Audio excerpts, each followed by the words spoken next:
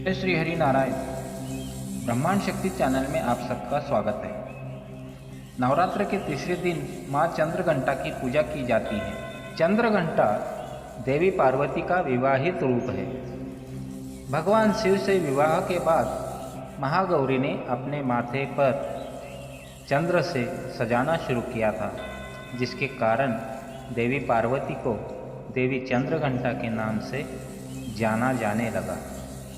नवरात्रि के तीसरे दिन चंद्रघंटा की पूजा की जाती है। ऐसा माना जाता है कि शुक्र ग्रह देवी चंद्रघंटा द्वारा शासित है। देवी चंद्रघंटा बाघिन पर सवार है।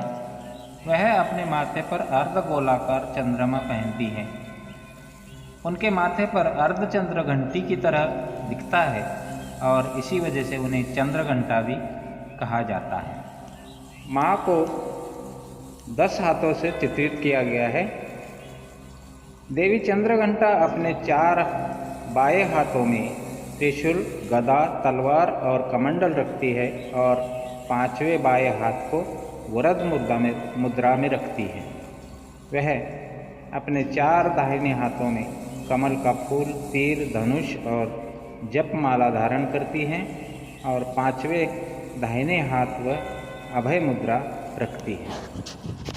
देवी पार्वती का यह रूप शांत और अपने भक्तों के कल्याण के लिए है। इस रूप में देवी चंद्रघंटा अपने सभी हथियारों से युद्ध के लिए सदा तत्पर रहती है। ऐसा माना जाता है कि उनके माथे पर चंद्रघंटी की आवाज़ उनके भक्तों से सभी प्रकार की बुरी आत्माओं को दूर रखती है। पिंडज प्रवरारूढ़ा चंडकोपास्त्रकेर्युता प्रसादं तनुते मह्यं चंद्रघंटेति विश्रुता। या देवी सर्वभूतेषु मां चंद्रघंटारूपेण संस्थिता। नमस्तस्यै नमस्तस्यै नमस्तस्यै नमो नमः। वंदे वंचितलाभाय चंद्रार्धकृतशेखरां सिंहारूढ़ा चंद्रघंटा यशस्विनं मणिपुरस्थितां तृतीयदुर्गा त्रिनेत्रां। खड्गं गदा त्रिशूलचापशरपद्मकमण्डलो मालावराभीतकरां। पटाम्बरपरिधानानां मृदुहस्यानालङ्कारभूषितां।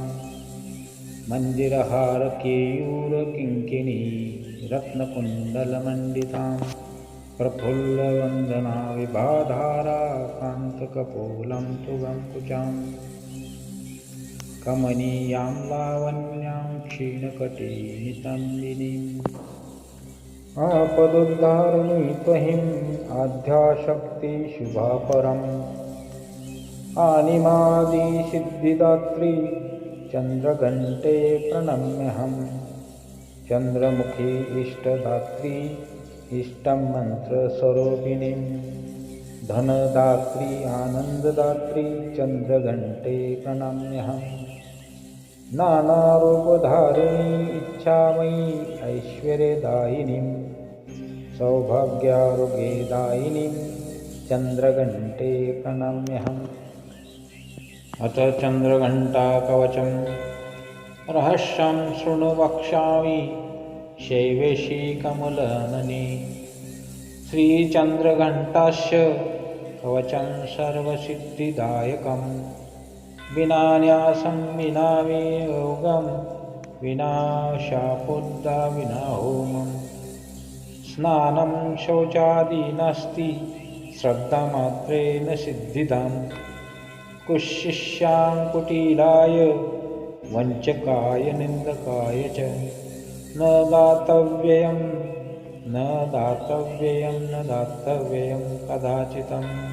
ॐ देवी चंद्रघंटाय नमः। ॐ देवी चंद्रघंटाय नमः। ॐ देवी चंद्रघंटाय नमः। ॐ देवी चंद्रघंटाय नमः।